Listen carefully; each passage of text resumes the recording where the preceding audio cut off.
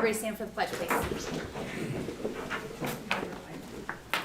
I pledge allegiance to the flag of the United States of America and to the republic for which it stands, one nation, under God, indivisible, with liberty and justice for all. That really echoes. Okay, if everybody can make sure that your cell phone is either turned to silent or off, I would appreciate it.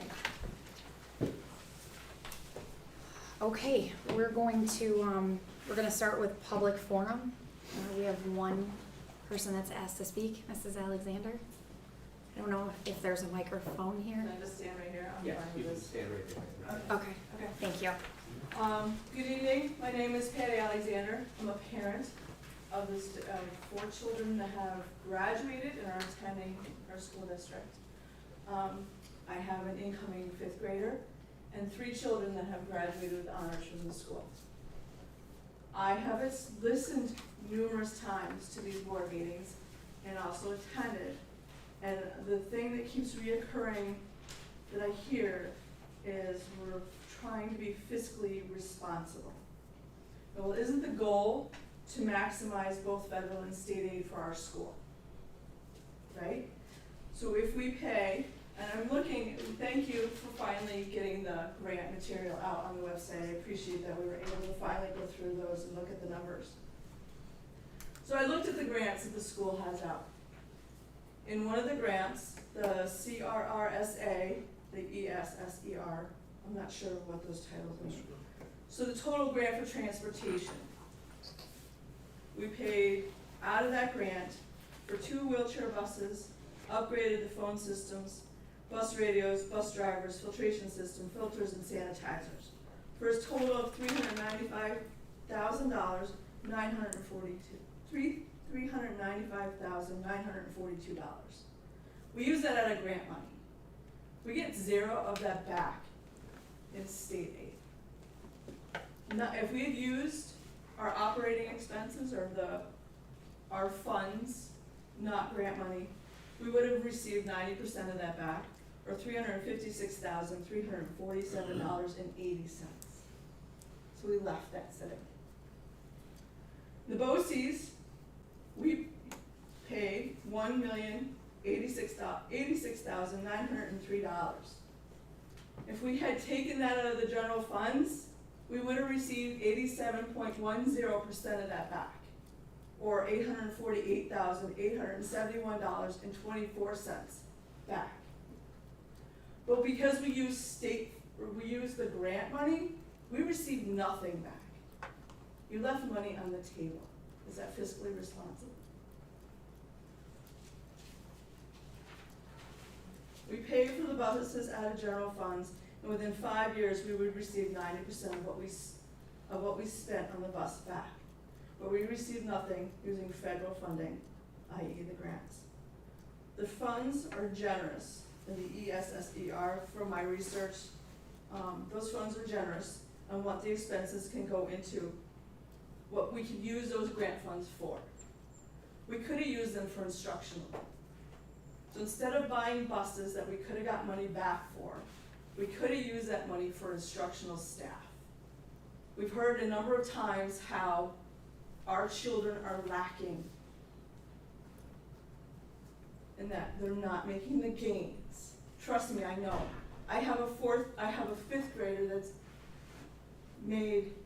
fallen back because this is incomplete. They didn't complete their Module 5, Book 2 of their math curriculum. Why was that? Why was the 4th grade this past year not required to do any homework? I'm not talking hours and hours, but what I'm talking about is spelling words, is math extra work, to reinforce what they're learning in the classroom. For pre-K up until 3rd grade, those children are required to do something at night with a parent. But 4th grade, they're not. And those kids entering 4th grade were reading at a 47% reading level, or 46% reading level. When they finished the school year, they ended up with a 37% reading level. What, as a parent, what the heck happened? I am mad. You talk about fiscal responsibility, but yet you spend grant money on buses when we could have spent that on instructional staff, on helping our students make those gains. And I sat in a meeting where we were told if your kid isn't in kindergarten or to second grade, you're not gonna get the extra help. We'll do small groups and we'll do this, but your fifth graders are already behind. I'm sorry, but I no longer have confidence in the administration of the school or our curriculum head. No longer does my fifth grader have the same opportunities my 26, 25, and 21-year-old had when they attended this school. And God, if I hear COVID one more time, other schools made gains. Up until 2019, we were a blue ribbon school. What has happened? It is time we change. And maybe it's a change with administration. Because as a parent and as a taxpayer, I no longer have confidence in the education that my child is going to receive. And that's a shame. Thank you.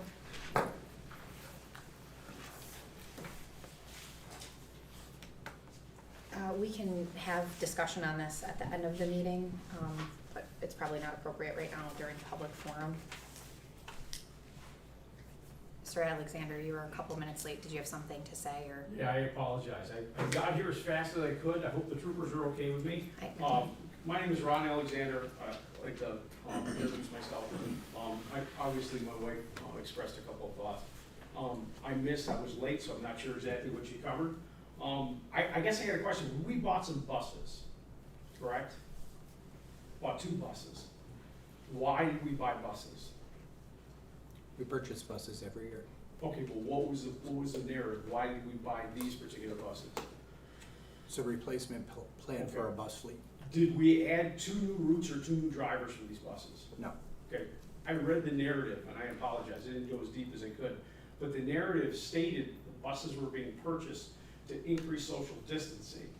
So for me reading that, it seems like you were gonna add routes, add drivers to further social distancing. So you're talking about the grant parameters that we set. We did allocate funds towards those buses. We did not purchase 2 buses. Oh, okay, so you allocated forms to the buses, but the narrative that was given to justify the purchase of those buses through the grant was to Correct. increase social distancing of the students. At the time, yes. But that's not the case. No, because So we haven't increased the routes, we haven't increased the, we didn't purchase those buses. okay. Oh, those buses, we don't have 2 new buses. We have 2 new buses, but through our general fund. The buses were purchased through the general fund? Yes. Oh, okay. Through our capital, or our bus reserve. What's that? Through our bus reserve. Okay, so that funding for the purchase of those 2 buses, 90% of that will come back to the district Yes. over 5 years. Mhm. Awesome, great, so we're gonna get that money back, awesome. We didn't purchase buses with the grant money, so the narrative that I read on the website that said that we wanted to have 2 buses to increase social distancing didn't happen. We didn't get those buses. Correct. Okay, we didn't get them, okay, all right, cool, that's really all I had to say. I was confused because the way the website, what I read off the website showed that we purchased buses for increased social distancing, and then I got a note that says we may not be able to run our buses this fall if we have a driver that's sick, and everybody is struggling to get a bus driver. This is not just this district, it's all over the place. But it's not just the bus drivers, it's the teachers, it's the teachers' aides.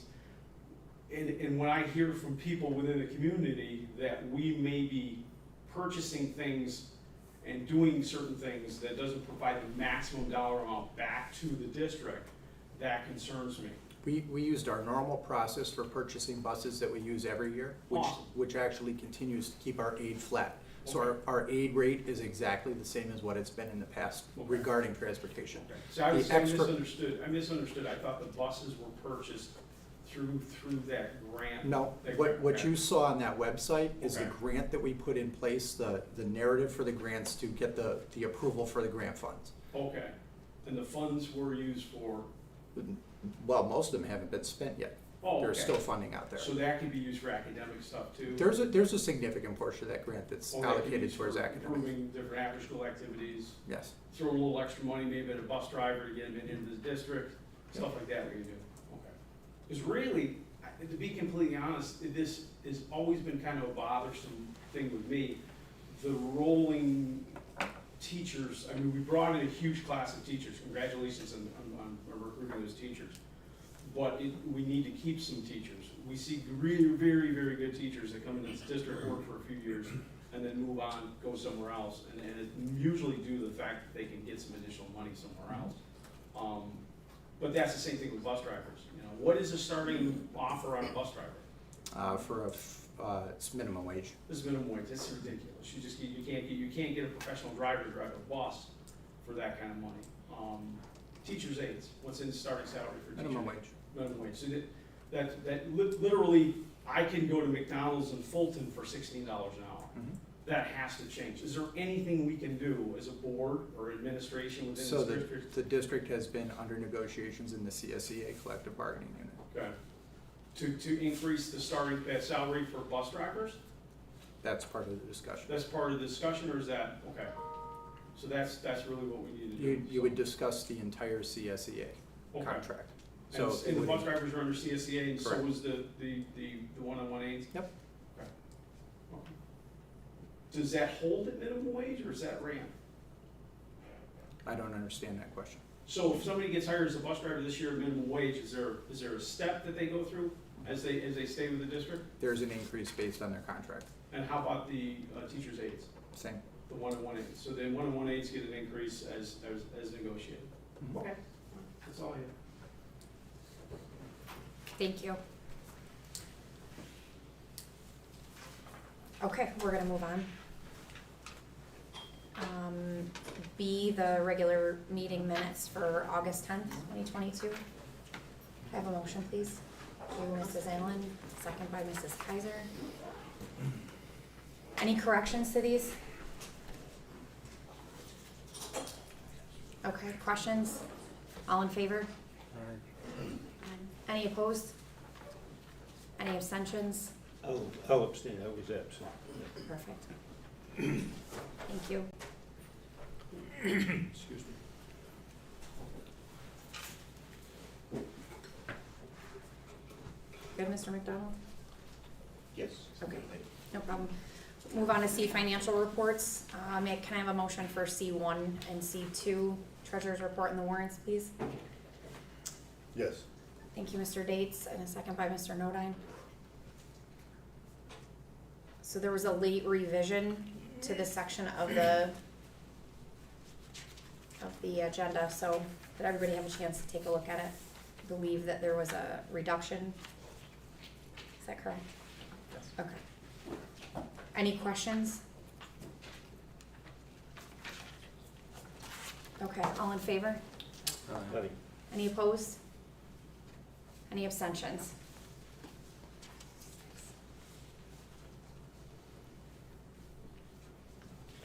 Thank you. So we'll move on to reports. Either one of you could go first, I don't really care. Mr. Taylor? Yes. You're up. Will you be using this lovely screen behind me? Yes, but you also have a copy in front of you. So, Sorry. that's okay. Perfect. Thank you so much for the opportunity to talk with you. I know in the past few board meetings, we've had Mrs. Hay, Mr. Van Orman, and Mrs. Hinman report about response to intervention and what it is that we're doing in Kyler. So they report on their buildings and the district level, but I'm going to share a little bit more about tonight about what we do at Kyler. And so that's what you have in front of you. If you, so I'm gonna share about how that is attached to our strategic plan and our district plan. So it's called the RTI, Response and Intervention. I really tried to not give you all the acronyms. I mean, every profession has their own language, and that's our language is acronyms. But there is the RTI plan that's adopted annually by the district, but it's also connected back to our strategic plan. What does it look like for our multi-tiered systems of supports across the building for both behavior and academics? And then, of course, we're always trying to improve on our strategies as we're going. So, yeah, go ahead. So, last year, you will know that we had the opportunity to bring stakeholder groups from across the district, multiple stakeholder groups, to really look at what is the most important pieces that we need to focus on as a district and in our instructional plan, or in our strategic plan, sorry. And so the RTI process is really about educational excellence. And so that is the primary goal. One of the primary goals of our strategic plan is educational excellence. And RTI fits right inside of that because it talks about our assessments, what are the assessments that we use, and how do we track progress, and the students showing progress. What does the curriculum look? Is it the right curriculum that we're making decisions on? Professional development, and all that leads to student achievement, drives increased student achievement. So the multi-tiered systems of support, it's actually a two-pronged triangle. I know you've seen the triangle the past couple of times. It really has the academics on the left-hand side and the behaviors on the right-hand side. So like that tier 1 support for both academics and behaviors, that is classroom instruction. That's a teacher being in the classroom and the students getting it. And the vast majority of the students should be able to make progress with just that straight tier 1 instruction in the classroom for both behaviors and academics. The second group is there's the tier 2, and that's about 5 to 10% of our students should get small group instruction. So that might look like a small group or individual groups, individual instruction to help them because they're not quite there, either behaviorally or academically. And really tier 3 is typically our special education, special class type of instruction. It's a very small portion of our students that get that individual instruction.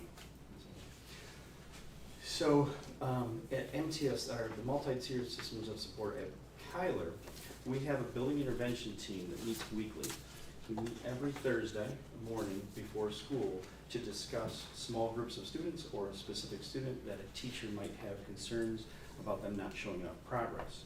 So we come together, we have a PBS coach there, we have a tier 2 coach, myself, we have classroom teachers, special education teachers, speech teachers, reading teachers, or AIS responsibilities. Our counselor, or this year we're going to have a psychologist, a school psychologist in Kyler, but we all meet together every week to discuss any students that a teacher might feel that they need a little more support on. They have a request for assistance form. The teachers, it's a Google form, the teachers click on it, tell us some information about those kids, and then we come back and say, all right, what can we do differently to support that student? And we want a progress monitor to make sure that they're showing growth as we're going through it.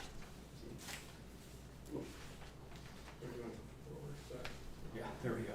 So the next piece of that is we need to have some of our assessments to make sure that we know where they're showing growth and what it is that the kids may need the additional support on.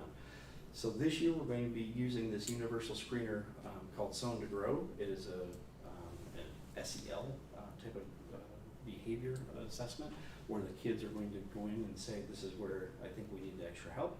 We actually just had a little webinar this afternoon learning about more about Sown to Grow, but all of our students in Kyler and the other buildings as well are going to be taking this assessment 3 times a year. There's also small weekly check-ins, and so our upper grades in Kyler, we're doing these weekly check-ins where the kids might tell us if they, this is all about their SEL, all about their social emotional learning, might tell us if they might need a little bit more help today. And so a counselor or this year a psychologist would be able to respond to them that day and check in to see how they're doing.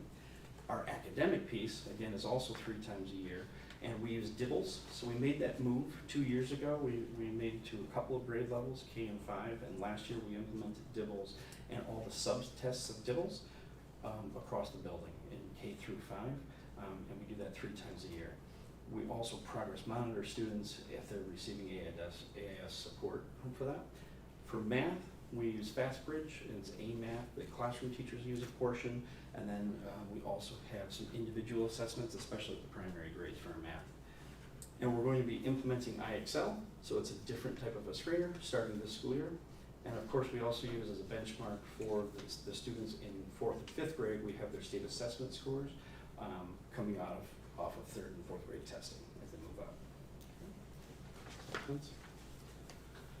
So on the behavioral side, the behavioral supports that we have, the first piece is that tier 1. So we use positive behavior interventions and supports. It's called PBIS. And so hopefully, if you have a child, Kyler at least, you've heard the RAMs. You know that RAMs are respectful, accountable, mindful, and safe. And so we teach those expectations. It's not necessarily about those extrinsic rewards. It's really about the expectations. So we have expectations in the cafeteria. This is what it looks like to be a RAM student in the cafeteria, on the buses, in the classrooms, in the gymnasium, on the playground, and we have all those expectations. We need to know what the rules are. They need to know where their boundaries are, and this is what it looks like to be a great Kyler student when they're getting onto the school bus. So when 1st grade was leaving this past spring on a field trip, I jumped on the bus to remind them, this is what it looks like when you are representing Red Creek at the zoo today. And so those are the overall for everybody. So those are the expectations for everybody. You may have noticed we started a QR code this year. So if a child received a RAM, it would send an email, automatic email to families saying this is why they got a RAM. Here's a specific behavior. So just a little bit of piece for that extra feedback. We also, 2 years ago, we implemented daily classroom circles. So the expectation is that our kids are learning empathy and the kids are working together in the daily circle. So they're in their classroom and they're working together to build that classroom culture and continue to build empathy as things happen.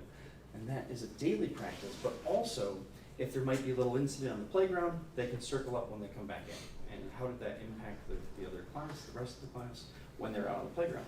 How do we move forward with that? So a little bit of that conflict resolution. We also implemented social emotional, not implemented this year, but a few years ago, SEL lessons, usually 2nd step. So that's been taught by counselors in the past. And so the counselors would come in weekly to all the classrooms and they would teach those SEL lessons. We're shifting to this digital platform of Zone to Grow again for the 22-23 school year. So that's all of the kids. Everybody receives all of those supports behaviorally. The tier 2 group, so the kids that we think that might need a little bit extra support as we're looking at it.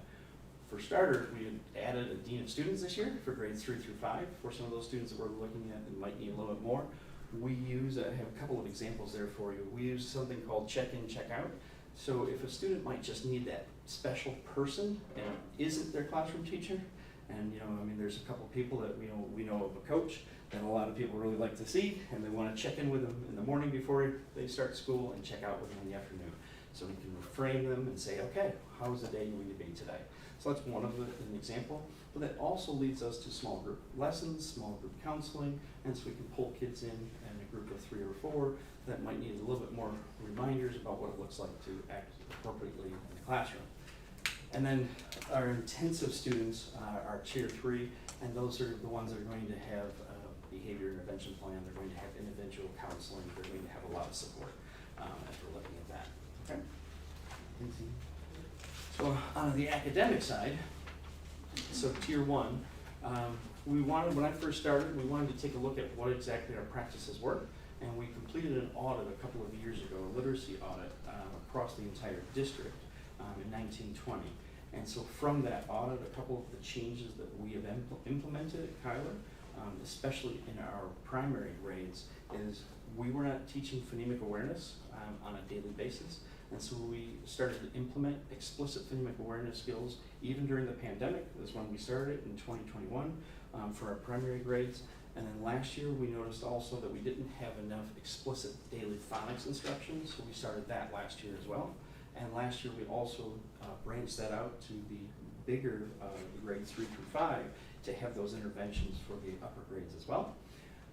We have completed almost all of our teachers. We did just hire a few new teachers, so they haven't completed yet. But there's a professional development called Letters, and it's really based on how kids learn how to read.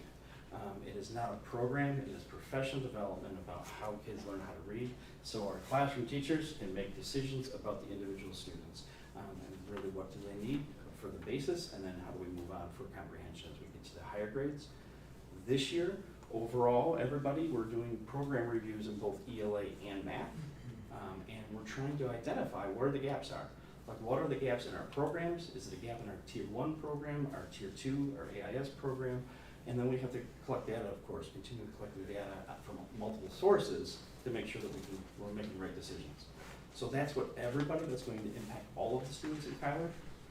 So in Tier 2, we call it AIS, Academic Intervention Services. So we go into small groups for students at Tier 2. These are the times that we need a double dose, a double dip on something. The kids need a little bit extra reminder. It's really focused on skill deficits. Where are those skill deficits that we can concentrate on so that we can keep moving the students forward? In ELA, most of those are based on the West Virginia Phonics as a resource of ours, and David Kilpatrick equipped for reading success. Math, we use a Number Worlds intervention program. Again, it's got progress monitoring built in, but it's based on skill deficits for our students. We use the screeners 3 times a year. We have monthly and bi-monthly data meetings with grade level teachers with AIS. The students that receive AIS in a small group, they have progress monitoring bi-weekly for most of those students, every 6 days to 2 weeks. They have progress monitoring for both math and ELA. We share that data with students that receive AIS supports. We share on report cards, but also the AIS teachers join in on parent-teacher conferences when we have those as well. And every one of our grades, K through 5, have that twice a day for 30 minutes.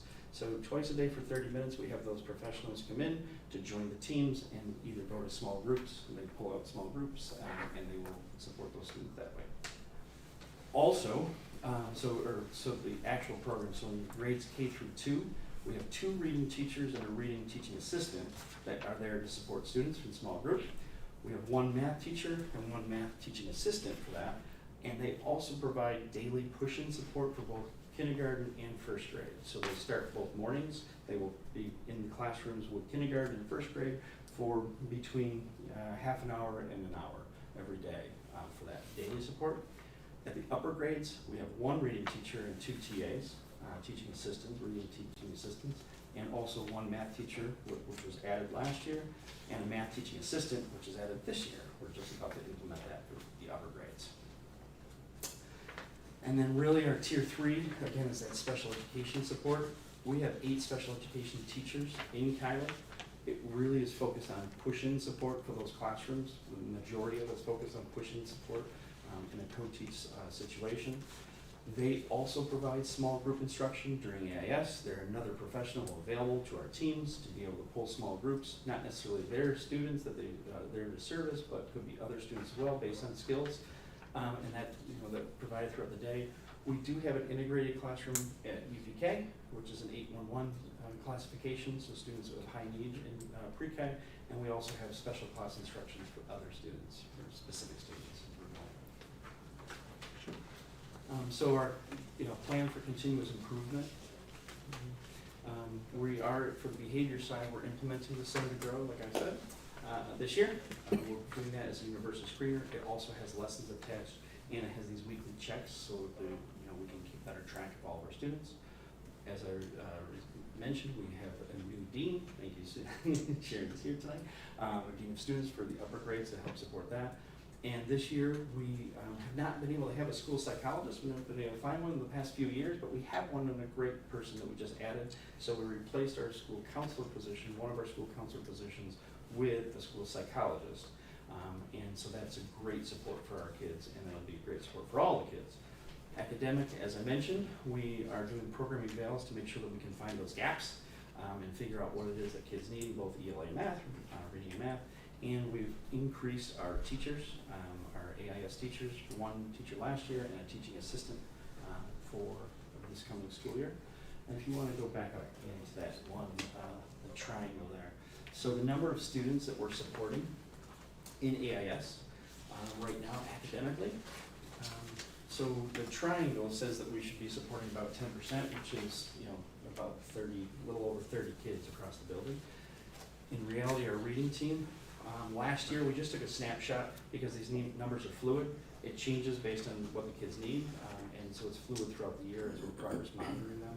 But we took a snapshot during the year to say exactly how many kids we are.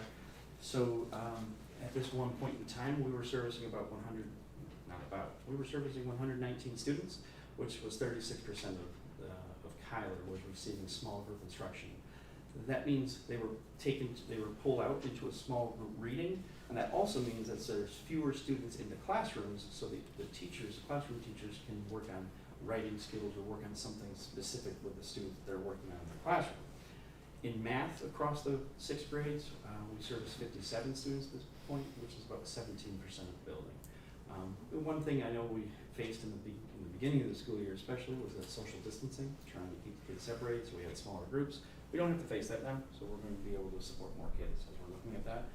But the pyramid is supposed to be set up to only service 10%, and we service a lot more than that. Plus, again, when we're servicing those kids, there are fewer students in the classroom, and so the teacher can focus on their students as well. So all kids get some sort of smaller group support, regardless of where they scored, because there's fewer students in the classroom. So that is kind of the overview of our response to intervention, Kyler, based on plan. What questions can I had a question. When you were talking about dibbling the students, are you dibbling everyone 3 times a year, or just the students that are pulled for like the remedial reading? Yeah, we dibble everybody. That's our progress monitor. Okay. So obviously it's different at the different grade levels, Right. as you know, but so it's a different set of assessments, Yeah. and it's different throughout the course of the school year.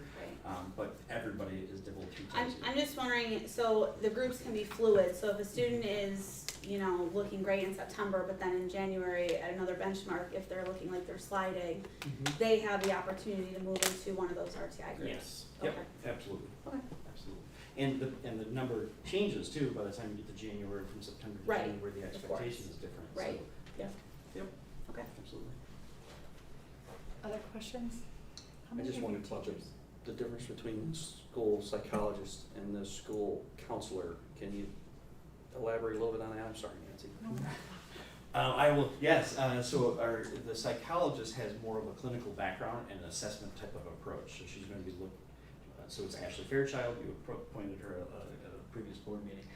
And so she's going to be really looking at that assessment side of it and being able to support the classroom. So what is it that we can make a change in the classroom for, especially like behaviors? What can we do to adjust that? So they are really focused on the assessment piece. They still can counsel. They will be counseling small groups, but they look at a little bit more of a whole child aspect of that than an individual counselor. So if you could only choose one, which would you have? That's the question. Oh, well. Either or? Yeah, I mean, a psychologist is a great benefit, Okay. but I'm not going to, our counselors have been fantastic Yeah. also, so. So Okay, good. both is your So it's a good intention? move then? Well, we have a psychologist and we still have a counselor. She's not at work until Christmas right now, the counselor that we hired last year, but she'll be back right before Christmas. Yes, so we still have a counselor and a psychologist, Kyler, yeah. The psychologist has a little bit broader of a scope for the things that they can do in a school setting. So a lot of times they can do the evaluations, or they do the evaluations for our students with disabilities as well. Okay. So there's a little bit more in-depth approach to those types of things, as opposed to what a guidance counselor would do, or a social worker or something along those lines. However, they have a whole set of skills that they would be working on that's different than what a psychologist. So like guidance counselors are working on career development and those types of things with students that a psychologist normally wouldn't work with. Sure. So it's just kind of, they're both great resources for the district. They just take a different lens and a different angle towards that. Thank you.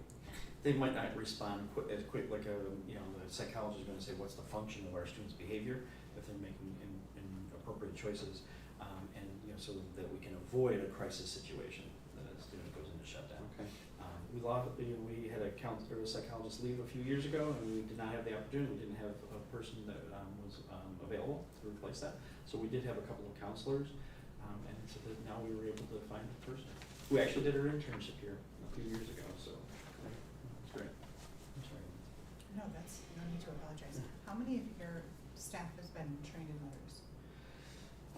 So I want to, so our veteran staff, I believe we have everyone trained now, but we have our new staff that has just started, so they have not yet. But of the so we have 24 homerooms going into the school year.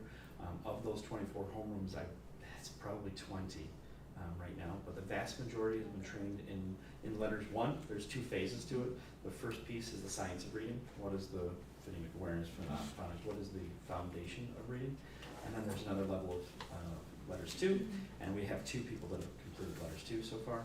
That is not the foundation of the professional development though. So really intensive professional development, it's 4 days, and there's homework assignments, there's other assignments to take back to the class, I should say, and work on that. So the vast majority have done that too. And I've completed it also, but because we have to have the same language. So. Mr. Taylor, how often is the literacy audit performed? So was the last time 2019, 2020? Yeah. Is it, how often, or when would that audit be performed again? Well, we're doing the program evaluation right now, which is going to give us similar information. So that is going to be, that's greater in scope because it's going to be further, but it's going to give us similar information, especially since, we've made some drastic changes in our instruction over the past couple of years. That is not the way we taught before. That some of the things that we've included did not happen previously. Sure. Yeah. Okay, thank you. I think it's important to note, and you'll agree that with teaching, phonemic awareness and with teachers being trained in letters, it's not something that in a year, it's gonna make a drastic change, but as students are getting that instruction, K, 1, 2, it's going to, by the time they get to 4th and 5th grade, they should be pretty fluent in reading. It just takes a couple of years to catch up, so I'm excited to see next year and the year after. I would think that those tier 2 numbers would drastically decrease. But we have the opportunity, so we want to keep, we want to continue with those. But yeah, you're right. One of the things, so when we were, during the first year of COVID, like one of the activity nights that I hosted, we did little games. I told the kids it was just playing with words. In reality, it was phonemic awareness activities because our students didn't know how to do that. Like they didn't know that to break a word like lower, to drop the L and and what's left part of the word. So kind of that stuff that maybe years ago was on Sesame Street, as they're putting the words together, composing and decomposing the words. They didn't have that same practice. So in between games, I think we were playing bingo one night, and in between games we would play that. And so I told the kids it was just wordplay. In reality, we were doing phonemic awareness activities. Right. Yeah. Other questions? I have one last one. So Mrs. Alexander spoke about how the 4th grade did not finish the modules this past year, and they're entering 5th grade. What do we do for those children who are going into 5th grade who don't have the foundations? Can I jump onto that for 1 second? Because I actually was going to ask a similar question. Maybe when you answer Mrs. Damon's question, I guess what I'm wondering is if your tier 1 starts to be a little bit of a smaller group, and maybe your tier 2 that needs that extra help becomes a little larger. How would you answer Nancy's question? And then also with one additional staff member, if what the parents here tonight suggested is accurate, how are we going to service that? Because it sounds like it could be a very large population of children that we've increased headcount by 1, and we're expecting to service, so many more than we had with 1 additional staff member last year. You're right. So the first piece is we got to know where they are. So the assessment piece for that. We added 1 person, but so last year the math department was 3 professionals, 2 teachers and a teaching assistant that supported all 6 grades. So we made the shift to say these 2 are just going to be for grades 3, 4, and 5. So their whole day can be dedicated to just grades 3, 4, and 5. Now the reason that you see larger percentages that we support more kids at tier 2 than what the pyramid might suggest, the RTI suggests, is because we have more kids that need more support. And so by being able to focus just on those 3 grades, we're going to be able to help them and provide more support for that. Plus, it reduces the numbers in the classroom. So we have 4 sections at 5th grade. So I know fifth graders there. We have 4 sections at fifth grade, and so right now our class size is about 15 in each classroom. So when we bring in 2 other teachers to help with math, to help some students with math, that reduces the number of students in the classroom. And we have a special education teacher in fifth grade as well. So now we have 7 people that are there to attack it. And we're actually gonna be pulling during our AIS time for the upper grades in particular, we're going to be pulling both reading and math support at both of those times. So it actually adds 5 professionals to a team of 5 already. So we now have 10 people for those 2 half-hour times to try to really zero in on what it is that they need, because you're right, they need more support. That identity piece though, where you're identifying, what kind of, I know you said it's a fluid number, but what kind of time frame is maybe what Stephanie was talking about in assessing these kids until there's opportunity to take action to change either the group size that they're in or the classroom that they're in or whatever options we have? Yeah, well, so we start the assessments, I believe we're starting on Friday of next week. And so we should have that finished in less than a week, and we start the small group instruction on the following Monday. So it's almost immediate. We That's try. right. Okay. And a lot of our stuff is already based on some spring data, but we have, we wanted to see what they did over the summer. But we have some ideas already about some of those small groups to say this is where we're gonna support them. I think it's hopeful for parents that maybe are in a situation like that are not thinking they'll have to take 6 months to a year in order to see any sort of movement in what their child is retaining or learning or changing the way that they learn with different tactics. So we can always share data. We do share it on the report cards. So we will be able to share the data on the report cards for those students. But again, we'll be in small groups almost immediately, and with 10 professionals with that. So just using fifth grade as the example, that could get us in groups of about 6 or 7 students at a time. So for an hour a day, 2 different half-hour time frames, so we can work on that immediately. Thank you. Start to show growth. Any other questions? Thank you for your time. Thank you so much.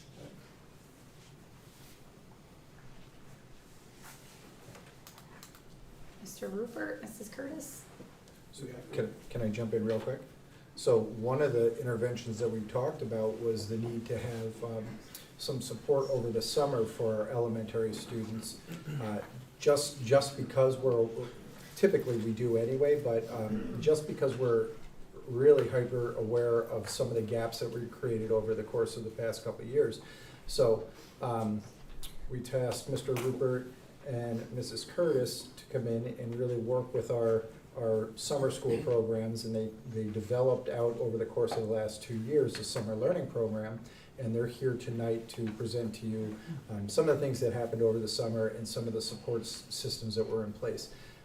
We had anticipated on having an elementary summer program and then a middle school, high school program. The middle school, high school program is your Regents-based courses and additional support for middle school. And that was supposed to take place, a share on campus with Clyde Savannah. That actually deteriorated because of staffing issues. We weren't able to find enough teachers that were available to do that. So we worked with SOTUS, and we were able to put a summer program together for that. And that was a regional thing that was happening in multiple summer school programs, and we had to just basically merge them throughout our region. But with that being said, Mrs. Curtis and Mr. Rupert were able to work with our staff, and we had a pretty significant elementary summer program that really incorporated grades kindergarten through 6th grade, actually. And then Mr. Van Orman and his team put together a 7th and 8th grade version on campus, and then we sent our students over to SOTUS for the high school. So with that being said, we'll turn it over to If you don't mind, I'm gonna move. Well, we because- apologize, we did not print you out No, packets, that's okay, so. but with the glare, I Sorry. can't really see Didn't anything. realize we would No problem, neither switch did I. with things Do you mind if I in stand the behind you? space here, yeah, sorry. Do you want a chair? I can bring a No, chair. it's fine, I said all night, so I'm good. Thank you Okay. very much. All right. All right, so just like Dr. Corey said, we're here to present you with some information about our Kyler summer learning program. So just a couple introductions. I'll let Andy go first since he's over there first. Yep, since I'm here. So this is actually the start of my 22nd year here at Red Creek. I've been a TCIS trainer here for, I believe, since 2013. So for about the past 8 or 9 years. I also restorative practices leader, and I'm currently in my second and final year of my CAS, Certificate of Advanced Study, for educational leadership through SUNY Oswego. All right, and I am Tammy Curtis. I am currently a second grade teacher here at Kyler. I've been teaching for about, 17-ish years. 11 years here at in Red Creek. We went to South Carolina for 6 years and came back, so I also taught in South Carolina, 2nd and 3rd grade there. I am the Inventive Minds Advisor along with Mrs. Bartholomew, and I have a master's in administration and supervision from Southern Wesleyan University, which is a college that program in South Carolina when we were there. So yeah, there we are. Thanks, Eric. All right, so the students that attended our summer learning program, as Dr. Corey said, we were servicing our students in grades K through 6. We had 88 students at the program this year, and of those 88 students, 81 of those students attended the 21st Century Camp in the afternoon. So our program ran from 7:45 to about 11:45. The students were then served lunch, and then at around 12:15ish or so, they went over to the community center with the camp counselors and the adults that were in charge over there, and participated in camp for the rest of the day until 3 o'clock, I believe. So yeah, we had a good chunk of students here this summer. So. And I just wanted to list that we have teachers that come back year after year after year. So we have a staff of over 150 years of teaching experience. And when you look at these names, they're not new teachers looking for something to do in the summer. There are veteran teachers that have been in the building 25, 30, 3 years. Teachers that have been here a very, very, very long time. So the dedication that we get from the teaching staff is just absolutely impressive, actually. And Kate Williams is down there at the bottom. We were able to service some speech students this summer. So that was the first time that has happened. So that was nice to have Kate on board. When she was done with her speech services, she was pushing in for some reading support in the upper grades. So it was wonderful to have Kate here as well. All right, so what did the students receive? Our students received 90 minutes of ELA instruction, and Andy's going to talk about the curriculum that we used for that here in a couple of minutes. So each day they had a block, and it was geared around ELA instruction, so it was nice for them to have that 90-minute time, which was wonderful. And then they also received each day 60 minutes of math instruction, so which again, Andy will talk about the curriculum here in a minute. Students also had a special area each day, so they had art, music, library, or PE daily, which was nice. It was a nice little break for them, and you could see some fun little pictures. Chelsea was had some great activities in the gym for the kiddos. We had Miss Emma Uberu teaching music for us this summer again, so that was wonderful. April Cook was in the library, and Sue Sawyer was in the art room. So again, people that have been in this district for many years are willing to jump on and do a great job for us in the summer. So super exciting. All right, thanks. And Andy's going to talk about the curriculum a little bit. One of the things that was important for Tammy and I, even last year when we started this process, was really having a program that actually provided academic supports to help our students that were struggling to become more proficient in basic skills. So what we did is we worked with Cynthia Hay, and we looked at some different curriculum programs that aligned to our state standards. That was really important because we needed instruction that's actually purposeful, standards-based instruction, not just a program that's going to be fun for the students to use. It has to be aligned with what they're doing all throughout the school year. So we wound up going with a program called Standards Plus Learning for both math and for ELA, and it spanned grades 1 through 6. They didn't have a program for kindergarten, and Missy Uberu was our summer program teacher for kindergarten, and she worked on a lot of those foundational skills. She knew a lot of those students already, and she worked on a lot of foundational number skills, working on counting and sequencing numbers and grouping for the math component, and she worked on a lot of those phonemic-based skills. And we'll talk about the Really Great Reading program in just a moment, but she utilized that for the kindergarten group. And moving on to the Really Great Reading program, the Soaring to Summer, that is an extension of a program that we are currently using. I know Mr. Taylor mentioned the phonemic-based instruction. They offer a summer component called Soar to Summer, and that is a structured program that contains both an online component where the students can practice skills and interact with a digital format, as well as a teacher-led piece where the teacher goes through a structured set of activities to progress through phonemic awareness skills, from those really basic skills of letter recognition, the phonemes, the sounds first, and then building up to the actual creating words from adding those sounds. There's also a hands-on component. There's a kit where the students can utilize different tiles to create sounds and eventually words as they put those sounds together. And it uses both real words as well as nonsense words, so they're still practicing those skills and making sense of those skills and really building those foundational components. And that was used all across our grades from kindergarten all the way up through 6th grade. And for math, we also utilized the Standards Plus learning program as well, from, like I said, from 1st grade up to 6th grade. So what was important for Tammy and I, because we decided to utilize these programs versus saying, hey, let's look at the skills that students might not have been so successful with in the previous school year. And they were designed as 20-minute lessons from the program, and it was a model in the I do, we do, you do strategy for instruction. We asked for feedback from our teaching staff to make sure that we chose a program, especially with their years of experience, that was number 1, rigorous, number 2, engaging for the students, and number 3, that the material was actually appropriate for the students. So we sent out surveys, and our teaching staff submitted those surveys back to us. And this is, for example, for the language arts curriculum. There were a lot of situations where teachers felt that the curriculum was repetitive. They might have utilized a similar story multiple times.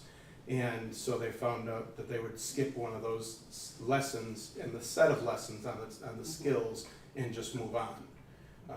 They didn't have to necessarily go all 6 lessons in that one section. They just had to progress through and make sure the students were able to achieve the skills. And each lesson had a pre-assessment, the lesson, and then a post-assessment. So the teachers were able to provide immediate feedback to the students for both ELA and math as well. And they were also able to gauge their own instruction and understand which lessons they could skip over and which lessons they needed to teach. And again, the lessons were engaging with us for the students because of that I do, we do, you do model. The students were really engaged actively in that learning process. And the materials were easy for the teachers to navigate through and to utilize with the students. So, and moving on to math, there was some issue with some of the younger grade levels. The teachers felt that the skills were a little too high for where the students were. So they were a little overwhelmed with some of the skills. So as they worked with Tammy and I over the course of the summer and they came to us with these concerns, we would sit down with them, and we did have a training that was provided for all of our staff on this curriculum before we started using it. So Tammy and I would reinforce the concepts that that trainer presented during that training and work with some strategies for the teachers on how to work around those situations where that material might have been too difficult. For example, there was a teacher that felt that the multiplication offered in their grade level was too advanced for the students.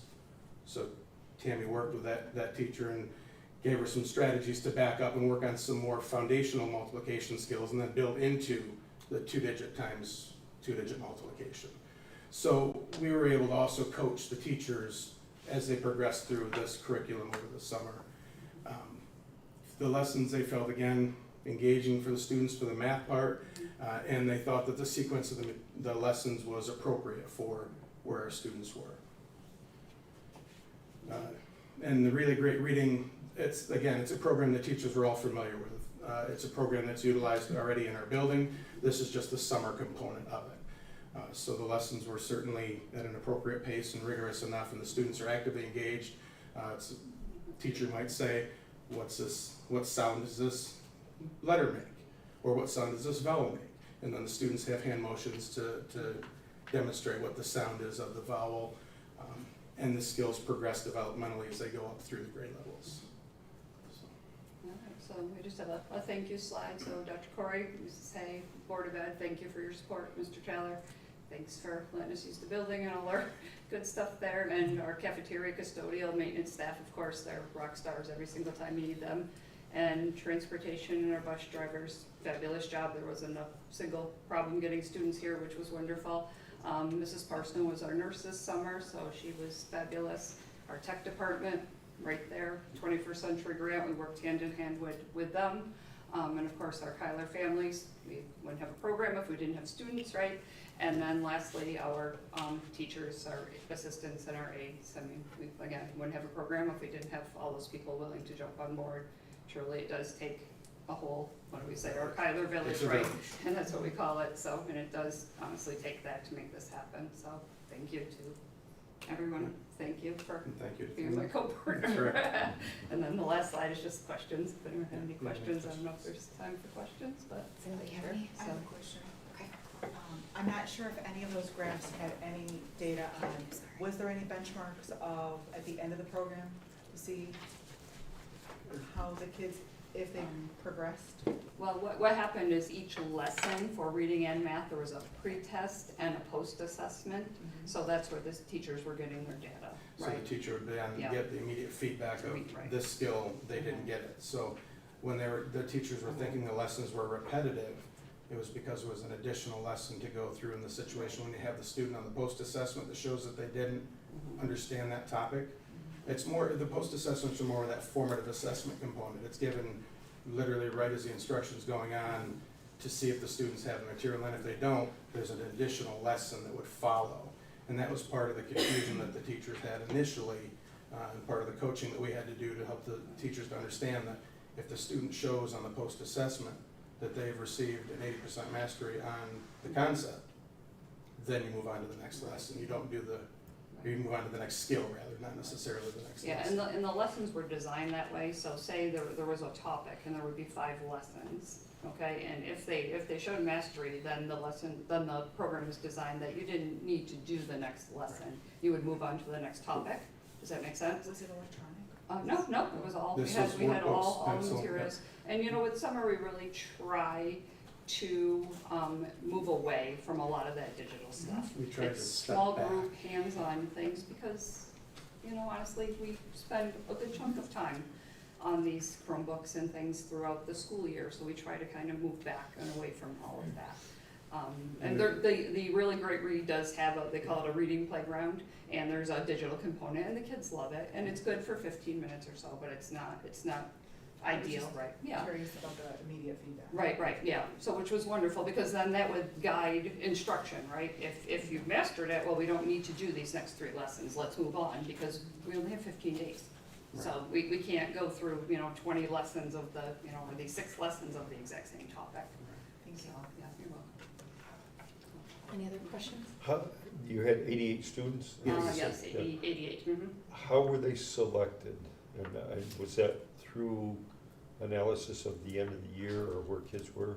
Yeah, and teacher recommendation for the most part. And so an invitation was provided to families? Yes, and- yeah, during the last conference that teachers had, the teachers started to have that conversation with parents that if there's a program, would you be interested in sending, and then we sent home parent letters Sure. and permission slips and all of that. And there was yeah. the separation with our program was based more on that academic component, where if teachers identified based on the testing data that we had from AIS teachers that a student was missing or lacking in certain skills, that's when a teacher would be more apt to recommend them for the summer learning program. If a student didn't present those types of gaps, then their teacher could have recommended them for the camp program. So there were students that would ride in on the bus every morning that would go with the camp over with Mr. Welcher and his team of workers over to the eventually over to the community center, so it was kind of separated out in that way. Thank you. What kind of percentage do you think you got? Is that 88 students close to 100% that you had sent letters to or invited to I think this? we were, 90. I was gonna say it was around 92. So almost all of them Almost that all were of them. invited. Yeah, and what we did is as the first week went by, right, we started on The Tuesday right first after week. the 4th of July. So after those first few We days were started by, calling you. if students didn't arrive, we did send out some parent squares, we did do some texting, some phone calls.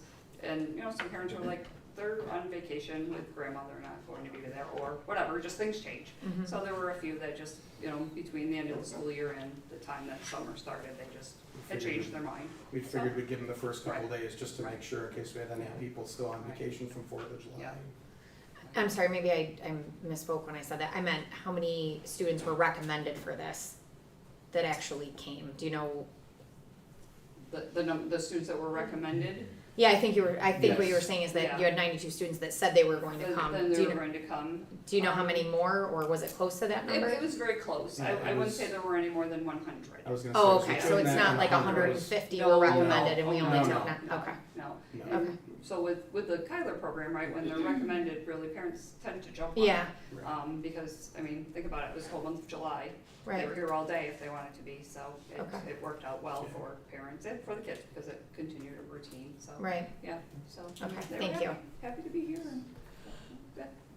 So- Anybody else? Thank Thank you. you. Thank you.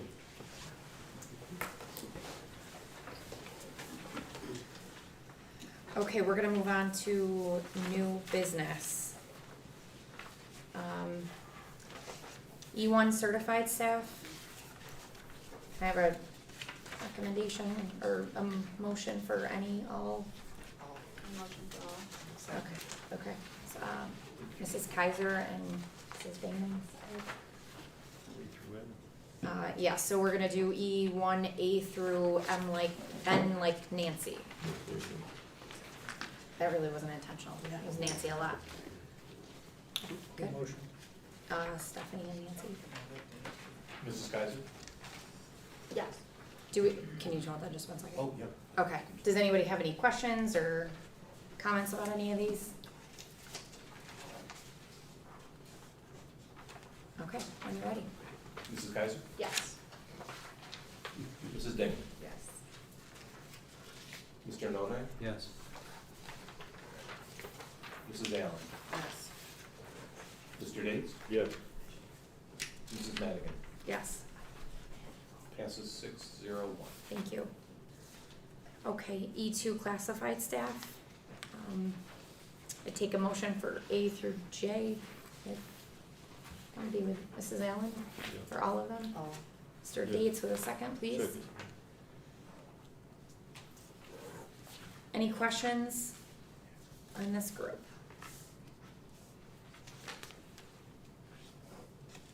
When you're ready.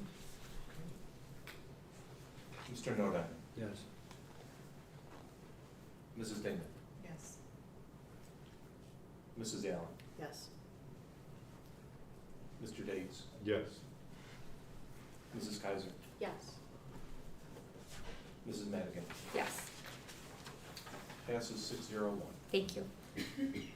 Okay, E3, the CSE, CPSE recommendations. Could I have a motion, please? Mrs. Dingman, and a second? Mrs. Kaiser? Any questions on these? Okay, all in favor? Aye. Any opposed? Any abstentions? I'll abstain. Thank you.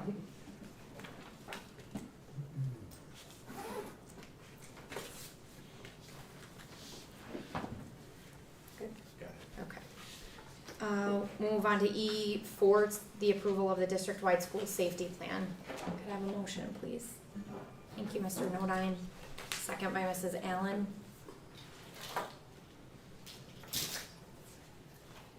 Oh. And your daughter's up there. If you guys just wanna make something like, hey, it's a weird picture behind you, that would be fantastic, so that I know. But when you're smiling at me, that's fine too. Okay, any questions on this? I know we had a couple of questions, I believe via email, that I think were answered. Was there anything further on this item? I just wanted to look for clarification. I think you had mentioned that it's being approved as is and we're looking to add other Yeah. departments to it going forward, like next year or at some point during this year. Well, there's a committee that exists. Originally, when they put this plan together, which was several years ago, that committee did exist, and it just has been modified as we've approved the plan here. There's really only been pretty minor adjustments, so updates to personnel for the most part. Most recently, there's some additional things that we'd like to modify, basically. You know, that's gonna require a little bit more in-depth conversation with different stakeholder groups. So that's where I was going with that. So that group will come together and work towards developing a new plan moving forward. Okay, thank It's you. kind of more of a revamp to the plan than what we've been doing for the last several years. And so the revamp is something that would go to the board next year when this is approved again? Correct, That's- okay. yes. Yep. All right, thanks. Other questions? You ready? Mrs. Bliss, Yes. Mrs. Allen, Yes. Mr. Davis, Yes. Mrs. Dingman, Yes. Mrs. Kaiser, Yes. Mr. Nodine, Yes. Mrs. Madigan. Yes. Passes 7-0. Thank you. Okay, E6, the approval of, I'm sorry, E5, let me back up. This one's the approval of the building level emergency response plan. Could I have a motion, please? Mr. Dietz, and a second by Mrs. Allen. Any questions on this one? Okay, when you're ready. Mr. Davis, Yes. Mrs. Allen, Yes. Mr. Nodine, Yes. Mrs. Bliss, Yes. Mrs. Dingman, Yes. Mrs. Kaiser, Yes. Mrs. Madigan. Yes. Passes 7-0. Thank you. Okay, E6, approval of the 22-23 combined sports teams. And this is for boys modified volleyball. Correct. Okay, can I get a motion, please? Thank you, Mrs. Dingman. Mrs. Bliss? Any questions on this? I have a question. Is, Yes. how do we determine for boys modified volleyball, not girls? Was there just no interest, or how did that? At that point in time, the only interest we had was with a boys modified student. Okay. Yeah, so they can be considered if there's other interest out there. Okay. Can we just recap real quick what sports are being merged? Two mergers right now with North Rosewood, swimming and modified volleyball. For boys. Okay, thank you. Can you explain to me what the difference is between like combining a sports team and say a team of one? Like having one student go to another school to participate? Yeah. My understanding is it's still a merger. Is that correct, Brad, or? Well, I mean, I'm just going historically of what had been, a team of one was a opportunity for a given school, so we'll just say a Red Creek, and we had that many years ago, for a team of one for track, long before we had track going. That student participated under Red Creek, in Red Creek. As a Red Creek participant, they were getting trained, or they were getting instruction at North Rose in this case, but they were a Red Creek team at that point. The difference in combining, now they are, in this, what we're looking at here, is a combination team of their participants, our participants, that will be a single team, that will probably, if they, however they finalize it, they'll be deemed as a Red Creek or a North Rosewoka Red Creek boys modified team, then they're entitled that way. So it's a combination team of the two schools coming together at the modified level. So the difference is, instead of being under as a Red Creek single participant, you are now a combined grouping with another school. Which makes sense with volleyball being a team sport. Sure. Oh, thanks. Yeah, where track allows for Right. that, yeah, even better. All right, thanks. Any other questions? I would just ask Mr. Dates, could we possibly modify your motion though, because I'm just noticing that it still says varsity in the subject line. And I'm assuming that's, shouldn't be, right? It's actually Correct. modified team. Modified. So could we amend your motion with that? Did I make the motion? I think so. No. I didn't make the motion. Never mind. I'll take anybody that will, Who made that motion? would that be all right? The agenda has, Is the agenda says boys modified volleyball. But the- Yeah, The act resolution says says boys varsity. modified varsity. Would you be in favor of removing the word varsity? I would be in favor. Thank you. Did you second? Julie. Jolene, would you be okay with that? All right, Right. fantastic. There you On go. board. Any other questions? I think we're actually ready now. Mr. Noda, Yes. Mrs. Dingman, Yes. Mr. Days, yeah. Mrs. Geiser, Yes. Mrs. Allen, Yes. Mrs. Bliss, Yes. Mrs. Madigan. Yes, Passes 7-0. thank you. Okay, E7, the approval of the Red Creek Teachers Association contract.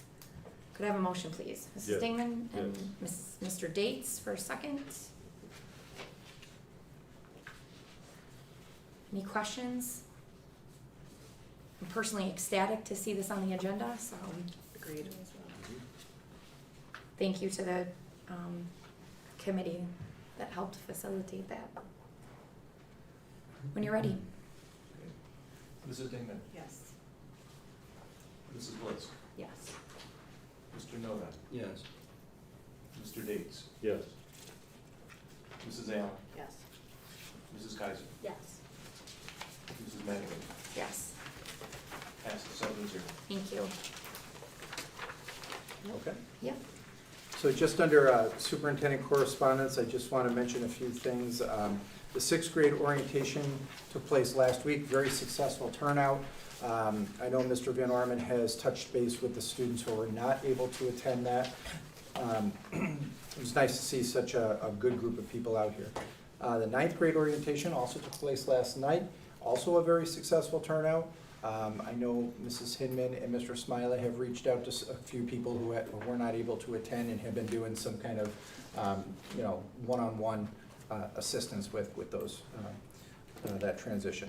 UPK and kindergarten orientation takes place tomorrow evening, so that will be a good event. We also have attached to that, after the orientation, we have a community outreach program through our 21st Century, coordinated with Mr. Taylor and also through Mr. Welcher, to really bring any of our elementary students back into school and participate in some fun activities before the beginning of the school year. So really the goal is to get families and students engaged into some of the activities that are taking place this year. We have an international exchange student program, which Kate is actually in charge of. So she has been working with our 4 students who will be joining us. 3 of them are from Spain and 1 is from Italy, if that's correct. I believe that's correct. 3 of them are currently here and 1 we're waiting to come in On the 3rd. on the 3rd. So we have met those students and started to set them up with individuals that can help assist them throughout the course of the year as well. Transportation, we currently have 7 in-district runs. The concern is across the country, across the state, that we have a driver shortage. We all know that, we're all aware of that. We've made some alternative plans, should we be down a couple drivers. Step one is really, our substitute drivers, the normal process. Somebody gets sick, we substitute them in. Our issue is we don't have a lot of substitute drivers as well as drivers, because all of your substitute drivers have now been hired as drivers in other districts or in our district. If we should be down and we don't have a substitute driver available, the next thing that we'd be looking at is consolidating from our 7 runs to 6 runs. That will impact our students. It will increase the routes that we have, the length of the routes. We're pretty confident that they will be, consolidated appropriately. It will definitely be a little bit longer. We'll have to adjust some times possibly on the Kyler side, just to make sure that we're meeting the needs of our students and getting them here. Step 3, the administrators have been driving, Dennis, myself, Bill, Julia Herbst, we have all been driving some of our students in the Suburbans as needed, so that would certainly be something that we would be considering as well. Another thing that we did, and we had to do this last year, is we have a BOCES run. We possibly would modify our BOCES run or actually cancel our BOCES run, not permanently, but on a temporary basis to accommodate some of the needs. So the students that are going to BOCES may actually have to have their own transportation in the event that we're down a significant amount of drivers. And then, of course, we have the virtual learning option, which is certainly something that we have to consider. Last case scenario, or at least pretty far down the list, nobody wants to really move back to a virtual learning option, but it is something that we have to consider. And then, considering alternative programming, changing some of our structures, maybe shortening the day for one program, the middle school, high school, or Kyler, or maybe doing something where we alternate days or shift our schedules. So there's a lot of different options on the table right now that we're considering. We're pretty confident that we're going to be moving into the beginning of the school year in a pretty decent spot. We're certainly anticipating the need to continue to recruit and hire more drivers. One of the things that we mentioned is that earlier when we were talking, CSEA is under negotiations at this point. CSEA incorporates drivers as well as many other areas. The goal is to help support the compression that's happened when minimum wage increased in New York State and our contracts did not really increase at the same rate. So we have some compression issues, which drives the whole problem for being underpaid compared to some of the other neighboring school districts. We have some pretty good things in the contract. I also want to point out that some of our bus drivers actually drive longer periods of time than some of our neighboring districts as well. And that's something that we are really trying to make sure that we have our full-time employees driving these buses and we're able to accommodate some of these needs. I was asked earlier if we would be able to do the 5:30 run or 5 o'clock run. We are certainly anticipating trying to do that to the best of our ability. We will have the programming in place. I just can't guarantee that we're going to have drivers in place at this point in time for the 5:30 return run.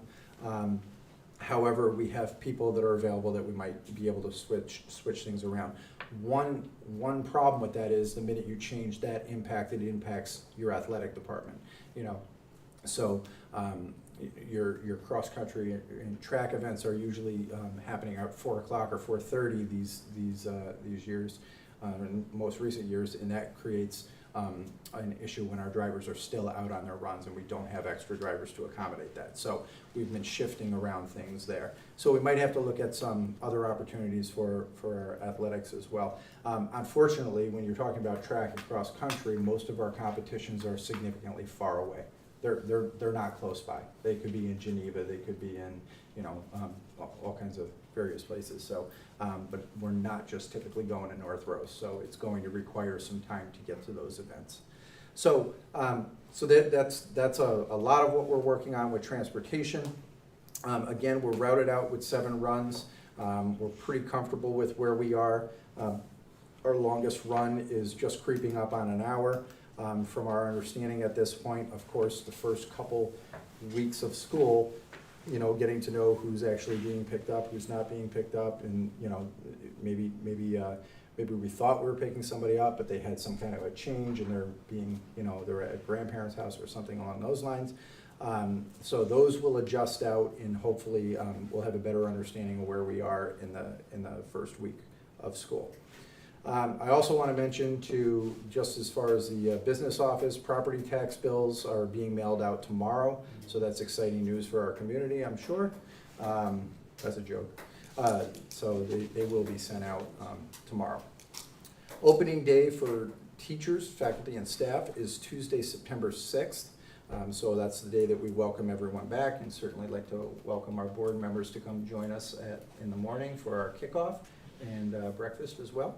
But the first day of students will be September 7th.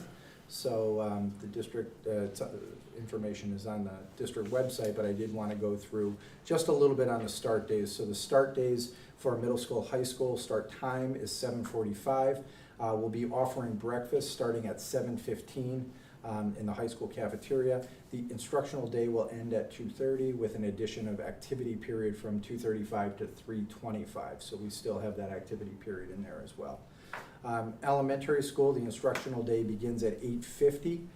Breakfast will begin at 8:40. UPK students will be dismissed at 2:30, as we typically have done. Parent pickup for grades K through 5 will be at 3:25, and bus dismissal will be at 3:30. And really, what we're trying to do there is just stagger a little bit so that we don't have the extensive line that we've had in the past. We certainly appreciate that the parents are willing to come and pick up our students. It alleviates some of the pressure or stress on the transportation department, but we still have a lot of students who are currently being transported by our transportation department. So we really wanted to make sure that that loading zone was appropriate, and we weren't, you know, conflicting with drop off and pick up on both sides. As far as personnel, we have a lot of new teachers, as we mentioned earlier, and a lot of new staff members. We're very excited about that. Cindy has done 3 days of orientation with our staff, our teaching staff, including with our administration as well. Fantastic job with that, and you know, I think there's a lot of great things that came out of the last couple days. Tomorrow's the last day for that. But I really wanted to highlight 2 people that are in the room tonight. So we have Sharon Cady, who is our new athletic director and dean of students for grades 3 through 5. So welcome, Sharon. And we also have Jen Deviney, who is going to be our 21st Century Grants Director, and also working on all of our grants collectively. So it's really important. It's that community outreach piece and community support, and really making this a community school. There's a lot of funding out there right now that has just been expansive over the course of the last couple of years, and they all work collectively with each other. And we really need to have somebody to really focus on those and hone in and organize it so that we can best utilize our funding that's being provided to us. So Jen has been on week 2 now, maybe, I think. She's done a really a lot of work on kind of looking at the grants and figuring out a plan of action on where we're going. As we mentioned earlier, we had the Cursor grants and the ESSER grants. You know, when they came out, there were some parts of those grants that needed to be spent immediately, and they were things like filters and PPE, masks, and sanitizer, and you know, schools were buying plexiglass to go in between. Everybody's seen that everywhere. Social distancing, so you were purchasing desks and chairs instead of tables, and just modifying the structure of what our education system has really worked really hard to get away from, to be honest with you. Social distancing is the exact opposite of what we've tried to build in a lot of these programs. So one of the things that Jen is looking at is, okay, now that we have those funds, and quite frankly, the time has changed from COVID. So when COVID and you must social distance and you can't be 6 feet apart you gotta be more than 6 feet apart, and you have to be wearing a mask. Those things were necessary, and we went through those, and we took part in everything that we were asked to take part in. Now that we're kind of alleviating, we can look at some of those grant funds and make adjustments that are appropriate for our time now, not where we were 2 years ago when the grant first came out. Because remember, the grant funds were put out and they said, apply for this, you have 30 days, right? And that's not a lot of time to plan for a global pandemic at that point in time. So and to your point, Mr. Alexander, is that those are pretty broad grants at this point, and there can be some amendments that are made based on what allocations we still have left. We didn't just go out and purchase things that a lot of schools, quite frankly, did, like the plexiglass barriers and the little cubicle pieces. We were thoughtful in that process, so we do have some funds available that we did not allocate and just spend that money down. So we will be working through that. That's one of the things that Mrs. Deviney will be working on. So it's nice to have Jen here in that role. As far as our school calendars are being sent out tomorrow, so you should be receiving them in the mail very shortly if you are a parent or a community member. Facilities update, I just want to talk a little bit about some of the improvements that we've had, and I know I kind of put this out in my letter the other day, but we've improved on a lot of our facilities and grounds. The upper parking lot on Cooligan Road there has been reconstructed and paved and lined for the use of athletic events and community parking, and also emergencies. So it's a really nice area up there that really did not exist before, and it's in pretty good shape right now. The main parking lots are in the process of being repaired. The larger portion of those areas have been seal coated and painted and lined. They look great, they look fantastic. We have a significant amount in the high school that has not been done, and that was deliberate. The section in the high school, as you come into the entrance, you can see that it dips down where your drainage is. Our architects and engineers are telling us that area needs to be excavated out and kind of rebuilt and reconstructed. That's a pretty significant part of a capital project. It's going to be a pretty significant expense to the district, probably in the amounts of millions of dollars to redo that section. So it didn't make sense to take $150,000 or $200,000 and seal coat that area if you're going to be looking to dig that up. And that was after discussions with our seal coaters who said, look, that area is just not, no matter what you do to it, it needs the reconstruction to it in order for it to not to be in as rough shape as it is. So we made a very conscious decision to hold off on that and then plan for that. As far as the middle schools, we had some middle school floors that have been replaced. They have used the rubberized coating like we have in the hallway there, slightly different color, but essentially the same product. They are down. I know they did some touch-ups today on them, I believe. They're looking good. So we're on that, and as we close out that project, we'll certainly make sure that we're up to date on where we are with the rubberized floors. They're a good product. We've had some problems with installation over the course of the last couple of years with that, but the product itself is actually a nice product once they get it down. The issues that we had was really the moisture in the concrete. So the moisture in the concrete doesn't allow the adhesive to adhere. So they had to go through and change the way that they mitigated for moisture. Believe it or not, different generations of concrete hold different moisture. So we had to treat different sections differently, if that makes sense.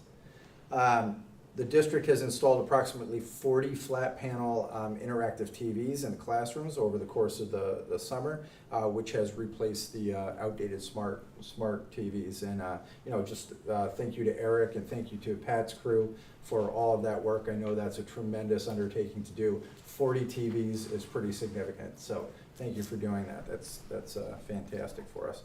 And I don't believe that actually included the installation of the ones down here. I think they were just classroom TVs. So, but they're very similar.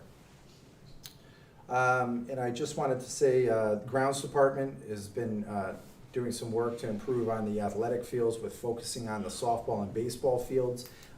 We had some drainage issues that we've been experiencing over the course of the last couple of years. So we've gone through and kind of restructured those fields and built them back up. So we should have a little bit nicer fields this year.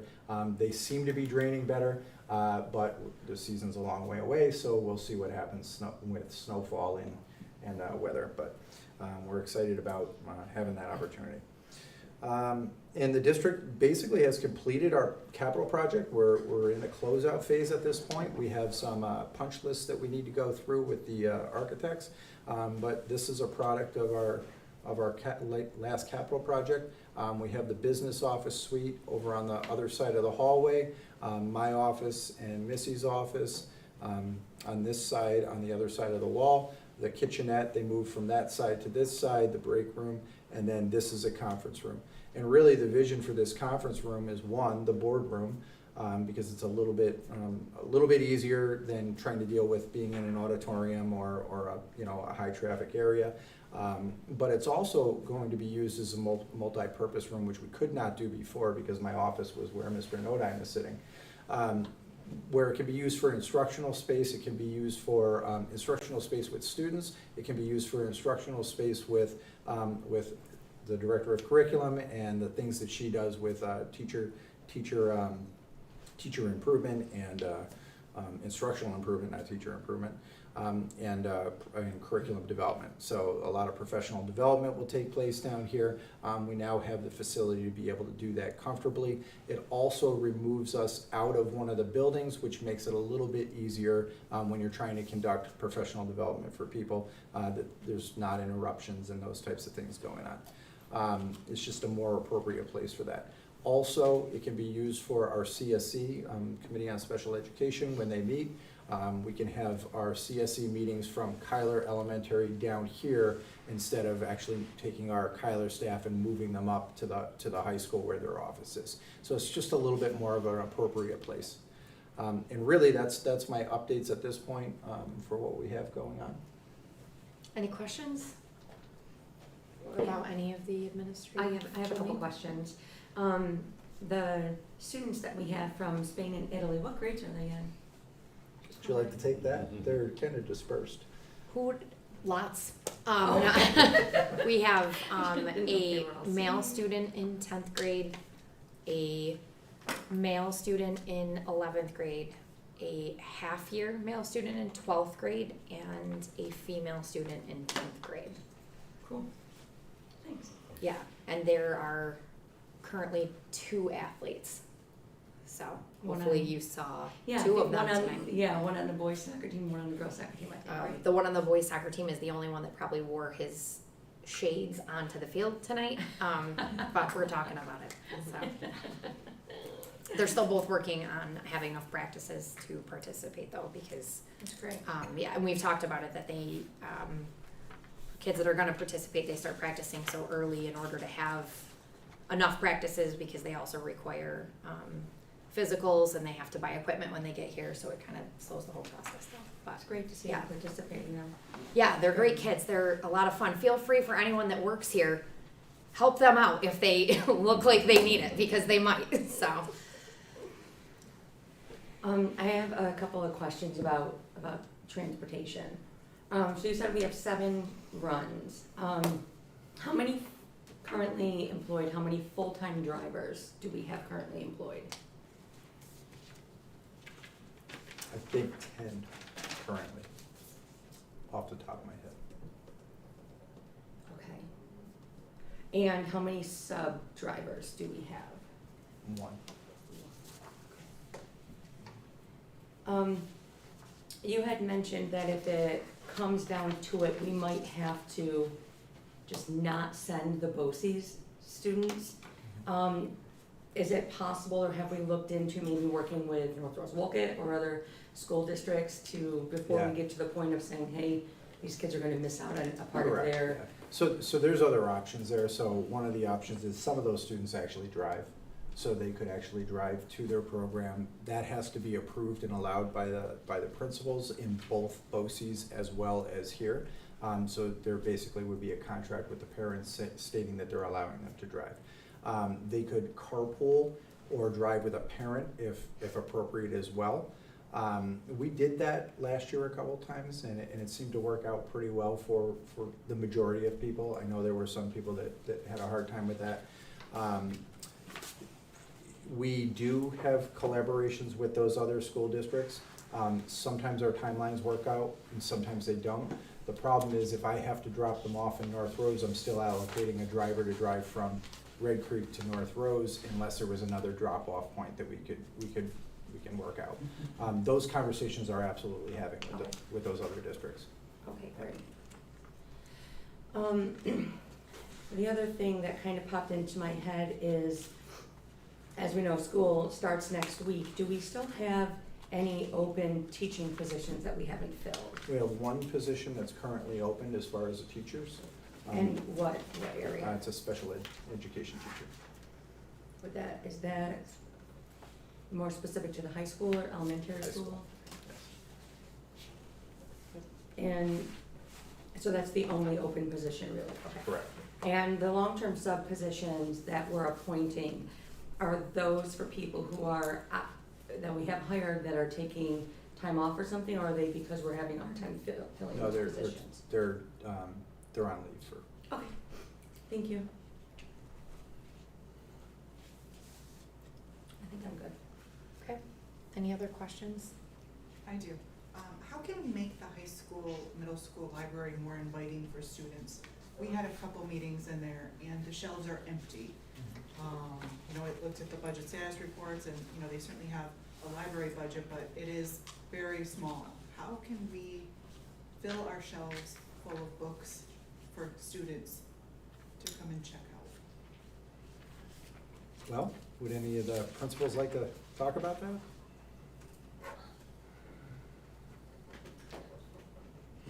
Nope.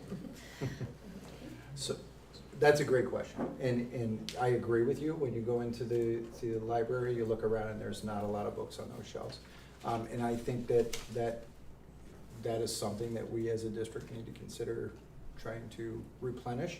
I know that Bill was just handed a list of books that we are being recommended to dispose of. It's a pretty significant list that happens every year. So, we are certainly aware that, that's an issue in our library.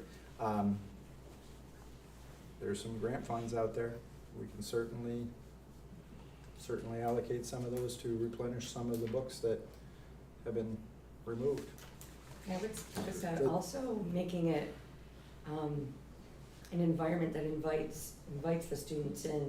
We have the wooden desks and chairs and stuff that are in there, but maybe areas that are comfortable to sit in, and again, just inviting areas to go along with the books to Some flexible seating.